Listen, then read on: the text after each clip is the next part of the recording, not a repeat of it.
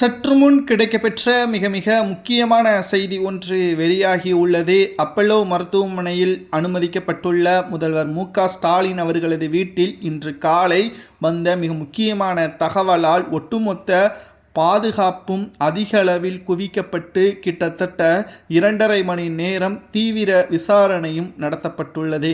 அதாவது அப்பல்லோ மருத்துவமனையில் முதல்வர் ஸ்டாலின் அவர்கள் சிகிச்சை பெற்று வரக்கூடிய நிலையில் அவரது வீட்டில் பயங்கரவாதிகள் ஏற்கனவே ஒரு மிரட்டல் ஒன்றையும் விடுத்துள்ளதாகவும் வெடிகுண்டு போன்ற மிக முக்கியமான வைத்ததாக புகார்களும் எழுந்துள்ளதாகவும் அதனை கண்டவுடன் காவல்துறை அதிகாரிகளும் தனிப்படையினரும் வீட்டில் முழுவதுமாக சோதனைகளை நடத்தி கடைசியில் இது மிகப்பெரிய அளவிலான பொய்யான தகவல் என்றும் கடைசியாக உறுதி செய்த நிலையில்தான் ஸ்டாலின் அவர்களது வீட்டில் அனைவரும் மீண்டும் வரவழைக்கப்பட்டார்கள்.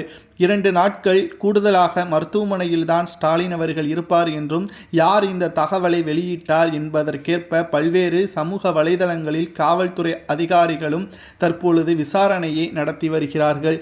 இணையதளங்களில் பலரும் தவறான தகவல்களை வெளியிட்டு வரக்கூடிய நிலையில் தற்பொழுது அது நேரடியாக கட்டுப்பாட்டு அறைக்கு ஒட்டுமொத்த ஆவணங்களுடன் சமர்ப்பிக்கப்படும் பட்சத்தில் வீடு புகுந்து அவர்களை தூக்குவதற்கான ஏற்பாடுகளையும் செய்து வருகிறார்கள்.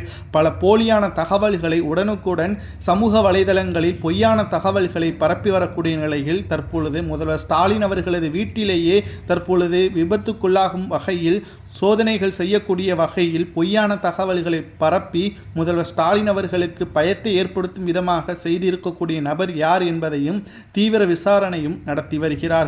அப்பல்லோ மருத்துவமனையில் உடல்நிலை குறைவின் காரணமாக அனுமதிக்கப்பட்ட முதல்வர் ஸ்டாலின் அவர்கள் இன்னும் ஒரு சில நாட்களில் வீடு திரும்புவார் என்றும் இனிமேல் இதுபோன்ற தவறுகளை யாரும் செய்ய வேண்டாம் என்பதற்கேற்ப காவல்துறை அதிகாரிகள் எச்சரிக்கை செய்துள்ளனர். மோப்ப நாய்கள் குறிப்பாக அனைத்து உபகரணங்களையும் நேரடியாக ஸ்டாலின் அவர்களது வீட்டில் சோதனைகள் நடத்தி எதுவும் இல்லை, இது முழுக்க புரளிதான் என்றும் தெரிய வந்த பிறகுதான் அதிகாரப்பூர்வமான அறிவிப்பையும் காவல்துறை அதிகாரிகளும் தனிப்படையினரும் வெளியிட்டனர்.